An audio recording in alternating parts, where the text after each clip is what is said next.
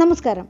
അളവറ്റ സിദ്ധികളുള്ള സിദ്ധന്മാർക്ക് വേറെ എവിടെ ചെന്നാലും ലഭിക്കാത്ത ചില കാര്യങ്ങൾ ഈ ക്ഷേത്രത്തിലെ ഭഗവാനെ തപം ചെയ്താൽ സിദ്ധിക്കുമെന്നതിനാൽ മനുഷ്യർ വിചാരിക്കുന്ന കാര്യങ്ങൾ നടക്കാൻ ഈ സന്നിധിയിൽ പ്രാർത്ഥിച്ചാൽ മതിയെന്ന് ബോഗർ സിദ്ധർ തന്റെ പുസ്തകമായ ബോഗർ 7000 പ്രസ്താവിച്ചിരിക്കുന്നതും പ്രണയിക്കുന്നവർക്ക് ആഗ്രഹ സാഫല്യം അരുളുന്നതുമായ ഒരു ശിവക്ഷേത്രത്തെക്കുറിച്ച് മനസ്സിലാക്കാം. ക്ഷേത്രം അരുൾമികു തിരുക്കാമേശ്വരർ തിരുക്കോവിൽ. ഈ ക്ഷേത്രം തമിഴ്നാട്ടിൽ തിരുച്ചി ജില്ലയിൽ തിരുച്ചി സേലം ദേശീയപാതയിൽ മുസിരിക്കടുത്ത് വെള്ളൂർ എന്ന സ്ഥലത്താണ് സ്ഥിതി ചെയ്യുന്നത്. ഇവിടെ ഭഗവാൻ ശ്രീ പരമേശ്വരൻ തിരുക്കാമേശ്വരർ എന്ന നാമത്തിലും ശ്രീ പാർവതി ശിവകാമസുന്ദരി എന്ന നാമത്തിലും കുടികൊള്ളുന്നു. പ്രധാനമായും പ്രണയിക്കുന്നവർക്കും പ്രണയം മനസ്സിൽ കൊണ്ടു നടക്കുന്നവർക്കും ആഗ്രഹ സാഫല്യം അരുളുന്ന ക്ഷേത്രമാണിത്. സ്വർണം വെള്ളി ആഭരണങ്ങൾ നിർമ്മിക്കുന്നവർക്ക് സത്യസന്ധതയിൽ ഒരു ചെറിയ ശതമാനം കുറവ് വന്നാൽ പോലും ദോഷങ്ങൾ ഏർപ്പെടും, അവരുടെ തലമുറകളെ ബാധിക്കും എന്നൊരു ശാസ്ത്രമുണ്ട്. അതിനാൽ ആ ജോലി ചെയ്യുന്നവർ ദോഷം നീങ്ങാൻ ഇവിടെ വന്ന് ഭഗവാനെയും ഐശ്വര്യ മഹാലക്ഷ്മിയെയും ഭജിക്കുന്നത് ഉത്തമം. ഇവിടെ വെച്ചാണ് ശുക്രൻ ഭഗവാനെ പൂജിച്ച് സുഖഭോഗങ്ങൾക്ക് അധിപതിയായത്. രാവണന് ഉടൽബലം കൊടുത്ത് രാവണേശ്വരർ എന്ന പദവി നൽകിയ സ്ഥലമാണിത്. കുബേരൻ ഇവിടെ ശിവഭഗവാനെ പ്രാർത്ഥിച്ച് ധനാധിപതിയായി മാറി. ബോഗർ ഉൾപ്പെടെയുള്ള പല സിദ്ധന്മാർക്കും അഷ്ടസിദ്ധി ലഭിച്ച സ്ഥലമാണിത്. മഹാലക്ഷ്മിക്ക് ഐശ്വര്യലക്ഷ്മി പദവി കൊടുത്ത ശിവഭഗവാനാണ് ഇവിടെയുള്ളത്. മന്മഥന് നഷ്ടപ്പെട്ട ശരീരവും ജ്ഞാനവും കിട്ടിയത് ഇവിടെ നിന്നാണ്. ചോഴരാജാവ് മുസുകുന്ദന് ചക്രവർത്തി പദവിയും വാലാസുരനെ വെല്ലാനുള്ള ആയുധവും കൊടുത്ത് പടദളപതിയായി നിന്ന് കാലഭൈരവർ വിജയമരുളിയ സ്ഥലമായതിനാൽ ഈ പ്രദേശം വെല്ലൂർ എന്നും കാലക്രമേണ വെള്ളൂർ എന്നും അറിയപ്പെട്ടു. മുസുകുന്ദ ചക്രവർത്തിക്ക് വിജയമരുളിയ കാലഭൈരവരും മന്മഥന് ജ്ഞാനമരുളിയ ജ്ഞാനഭൈരവരും കോവിലിന്റെ കിഴക്ക് പ്രവേശന കവാടത്തിനരികെ സന്നിധി കൊണ്ടിരിക്കുന്നു. ഈ ക്ഷേത്രത്തെക്കുറിച്ചുള്ള ഐതിഹ്യങ്ങൾ ഇങ്ങനെയാണ്. സ്കന്ദപുരാണ പ്രകാരം ശിവഭഗവാനെ ക്ഷണിക്കാതെ ഭാര്യാപിതാവായ ദക്ഷ പ്രജാപതി യാഗം നടത്തി. ശിവഭഗവാൻ പറഞ്ഞത് കേൾക്കാതെ യാഗസ്ഥലത്തെത്തിയ ദാക്ഷായണി സദസ്യരുടെ മുന്നിൽ അപമാനിക്കപ്പെട്ടു. തന്നെ അനുസരിക്കാതെ പോയി അപമാനപ്പെട്ടതിനാൽ പർവ്വതരാജന്റെ മകളായി പിറന്ന് ഭൂമിയിൽ വസിച്ച് തക്ക സമയം വരുമ്പോൾ മാത്രം കൈലാസത്തിൽ വന്നു ചേരുക എന്ന് ശിവഭഗവാൻ ദാക്ഷായണിയെ ശപിച്ചു. തന്റെ തെറ്റ് മനസ്സിലാക്കിയ ദാക്ഷായണി യാഗാഗ്നിയിൽ ആത്മാഹുതി ചെയ്തു. ശിവഭഗവാനോട് ചേരുവാൻ പർവ്വതരാജന്റെ മകൾ പാർവതിയായി അവതരിച്ച് ശിവഭഗവാനെ വരിക്കാൻ പർവ്വതമലയിൽ തപസ്സനുഷ്ഠിച്ചു. ദാക്ഷായണിയെ പിരിഞ്ഞ ഭഗവാൻ കൈലാസത്തിൽ വർഷങ്ങൾ നിശ്ചലനായി ഒരേ ഇരിപ്പിരുന്നു. അതിനാൽ പ്രപഞ്ചത്തിലെ ഒരണുവും ചലിച്ചില്ല. ഭഗവാൻ ഈ നില തുടർന്നാൽ ലോകമേ നശിച്ചു പോവും എന്ന് ആശങ്കപ്പെട്ട ബ്രഹ്മദേവനും ശ്രീമൻ മഹാവിഷ്ണുവും ദേവഗണങ്ങളും ശിവപാർവതിമാരെ ഒരുമിപ്പിക്കാൻ തീരുമാനിച്ചു. അവർ മന്മഥനെ വിളിച്ച് ശ്രീപരമേശ്വരന്റെ മേൽ കാമബാണം തൊടുക്കാൻ നിർദ്ദേശിച്ചു. ബാണം തന്ന ശിവഭഗവാന് നേരെ കാമബാണം തൊടുത്താൽ തന്റെ നാശമെന്നറിയാമായിരുന്ന മന്മഥൻ അതിന് ധൈര്യപ്പെട്ടില്ല. ഈശന്റെ മേൽ പുഷ്പബാണം തൊടുക്കാതിരുന്നാൽ നീ ഞങ്ങളുടെ ശാപത്തിനിരയാവും എന്ന് ദേവലോകവാസികൾ ഭീഷണി മുഴക്കിയപ്പോൾ പല മൈൽ ദൂരത്തു നിന്ന് ഒരു പുന്നമരത്തിന് പിന്നിൽ ഒളിച്ചുകൊണ്ട് മലരമ്പൻ തന്റെ ബാണം തൊടുത്തു. കാമദേവന്റെ പുഷ്പബാണം വില്ലിൽ നിന്ന് പുറത്തു പോകുന്നതിന് മുമ്പേ ശിവഭഗവാൻ തന്റെ തൃക്കണ്ണിലെ അഗ്നിയാൽ കാമദേവനെ ഭസ്മമാക്കി. അതോടെ കാമദേവന്റെ ബാണം ദിശ മാറി പാർവതീദേവിക്ക് മേൽ പതിച്ചു. തന്റെ തപസ്സിൽ നിന്നുണർന്ന ദേവി തന്റെ അവതാരോദ്ദേശം മനസ്സിലാക്കി കൈലാസത്തെത്തിച്ചേർന്നു. കാമബാണം ദേഹത്ത് തട്ടിയതിനാൽ ദേവി ശിവകാമസുന്ദരി എന്നും ഭഗവാൻ കാമേശ്വരർ എന്നും അറിയപ്പെട്ടു. ഭർത്താവിന്റെ വിയോഗം താങ്ങാനാവാതെ രതി കൈലാസത്തിലെത്തി ശിവഭഗവാനോട് അലമുറയിട്ടു. ഭൂമിയിൽ അതേസമയം ജീവജാലങ്ങൾക്കിടയിൽ പ്രണയം എന്ന വികാരം ഇല്ലാതായിത്തീരുകയും ജീവജാലങ്ങൾക്കിടയിൽ പ്രത്യുൽപാദനം നടക്കാതെയുമിരുന്ന് കാലങ്ങൾ പോയപ്പോൾ രതിദേവിയുടെ കണ്ണിൽ മാത്രം കാണാവുന്ന തരത്തിൽ മന്മഥന് ഭഗവാൻ ജീവൻ നൽകി. പിന്നീട് ഈ സ്ഥലത്തെപ്പറ്റി മനസ്സിലാക്കിയ രതിയും മന്മഥനും ഇവിടെ എത്തി ശിവഭഗവാനെ പൂജിച്ചപ്പോൾ ഭഗവാൻ മന്മഥന് നഷ്ടപ്പെട്ട ഉടൽ തിരിച്ചു കൊടുത്തു. ഭഗവാൻ മന്മഥന് കാമബാണം നൽകിയതോടൊപ്പം മന്മഥ മദന കളിപ്പ് മരുന്ന് എന്ന ഔഷധമുറിയെ ഉപദേശിക്കുകയും ചെയ്തെന്നാണ് പുരാണങ്ങളിൽ പരാമർശിച്ചിരിക്കുന്നത്. അതിനാൽ ഭഗവാന് വൈദ്യനാഥർ എന്ന തിരുനാമവും ഉണ്ട്. ഈ ഔഷധത്തെപ്പറ്റി സിദ്ധമരുത്വ താളിയോലകളിൽ 100 അധ്യായങ്ങളായി രേഖപ്പെടുത്തിയിട്ടുള്ളതായും പറയപ്പെടുന്നു. മുസുകുന്ദ ചക്രവർത്തി പൂജിക്കുന്ന ശില്പവും രതിയും മന്മഥനും ശിവപൂജ ചെയ്യുന്ന ശില്പവും ക്ഷേത്രത്തിന്റെ പ്രകാര ചുമരുകളിൽ ഭക്തർക്ക് ദർശിക്കാം. മന്മഥന് ഭഗവാൻ നൽകിയ കാമബാണം എങ്ങനെ പ്രയോജനപ്പെടുത്തണമെന്നറിയാത്തതിനാൽ ഭൈരവരെ പ്രാർത്ഥിച്ച് തന്റെ പുഷ്പബാണത്താൽ ഭൈരവരുടെ പാദങ്ങളിൽ മലർമാരി പൊഴിച്ചു.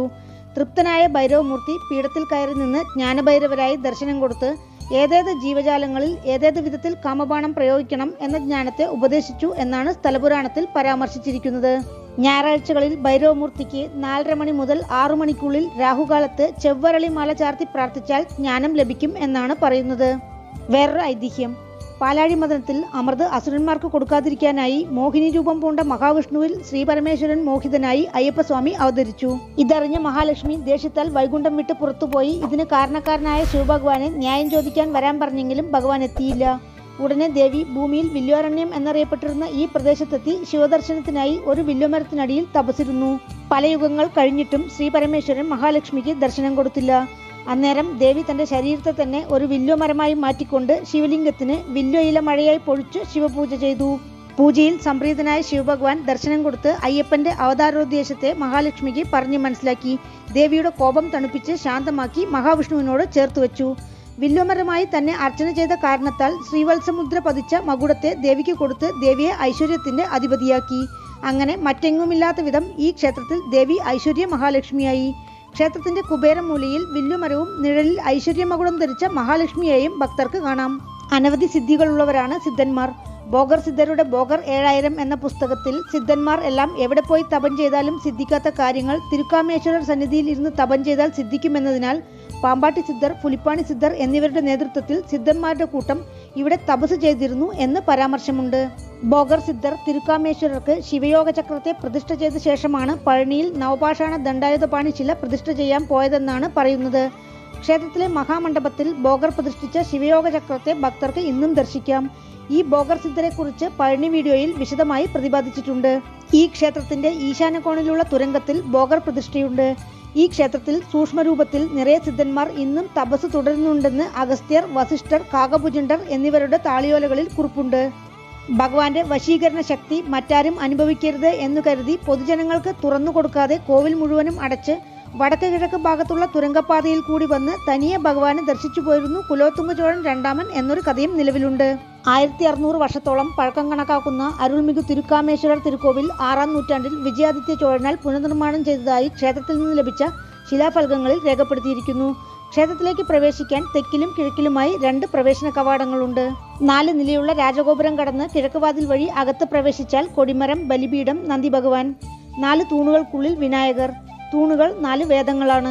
അവരെ കടന്ന് അകത്ത് മണ്ഡപത്തിലെത്തിയാൽ കരുവറയിൽ ശിവഭഗവാൻ തിരുക്കാമേശ്വരർ, വില്വാരണ്യേശ്വരർ, ലക്ഷ്മിപുരീശ്വരർ, ഐശ്വര്യേശ്വരർ എന്നീ നാമങ്ങളിൽ സ്വയംഭൂ ശിവലിംഗമായി കിഴക്ക് ദർശനമായി അരുൾ ചൊരിയുന്നു. ഐതിഹ്യപ്രകാരം ലക്ഷ്മീദേവി പ്രതിഷ്ഠിച്ച വിഗ്രഹമാണെന്നാണ് പറയുന്നത്. ഭഗവാന്റെ ദൃഷ്ടി നമ്മുടെ മേൽ പതിച്ചാൽ സകല തടസ്സങ്ങളും മാറുമെന്നാണ് വിശ്വാസം. ഈ സന്നിധിയിൽ പുരുഷന്മാർക്ക് ഷർട്ട് ധരിക്കാൻ അനുമതിയില്ല.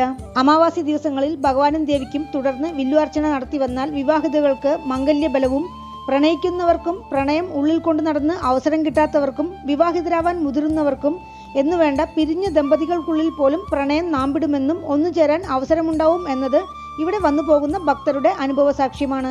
ഈ ക്ഷേത്രത്തിൽ ശ്രീപാർവതി ശിവകാമസുന്ദരി എന്ന നാമത്തിൽ തന്നെ തേടി വരുന്ന ഭക്തരുടെ ആഗ്രഹങ്ങൾ സാധിച്ചു കൊടുക്കാൻ സന്തോഷവതിയായി തെക്ക് ദർശനമായി നിൽക്കുന്ന രൂപത്തിലുള്ള പ്രതിഷ്ഠയാണ്. ഭഗവാൻ തിരുക്കാമേശ്വരന്റെ ഹൃദയം കവർന്ന ദേവിയാണിത്. ദേവിക്ക് ശിവകാമസുന്ദരി എന്ന നാമം വന്നത് ഇവിടെ നിന്നാണ് എന്നാണ് പുരാണങ്ങളിൽ പ്രസ്താവിച്ചിരിക്കുന്നത്. മേൽക്കരങ്ങളിൽ താമരമലരോടെയും കീഴ്ക്കരങ്ങളിൽ അഭയവരദ മുദ്രകളോടെയും ഐശ്വര്യമകുടം ധരിച്ച് ഇരിക്കുന്ന രൂപത്തിലാണ് ഐശ്വര്യ മഹാലക്ഷ്മി. ഇവിടെ ദേവിക്ക് അഭിഷേകം ചെയ്യുന്നതിന് മുമ്പ് വില്ലുമരത്തിന് പൂജ ചെയ്യുന്നു. സുഖഭോഗങ്ങൾക്ക് അധിപതി ശുക്രൻ.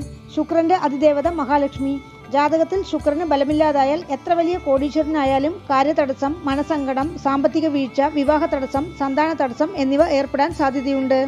ശുക്രദോഷം നീങ്ങാൻ മഹാലക്ഷ്മിയെ വെള്ളിയാഴ്ചകളിൽ ശുക്രഹോരയിൽ രാവിലെ 6നും 7നും ഇടയിൽ 16 വക അഭിഷേകം ചെയ്ത് 16 ചെന്താമര മലർ ചാർത്തി വില്ലുമരത്തോടൊപ്പം 16 പ്രദക്ഷിണം ചെയ്താൽ ദോഷങ്ങൾ നീങ്ങും എന്നതിനാൽ ഈ പരിഹാരമുറിയും ഭക്തർ ഇവിടെ അനുഷ്ഠിക്കുന്നു.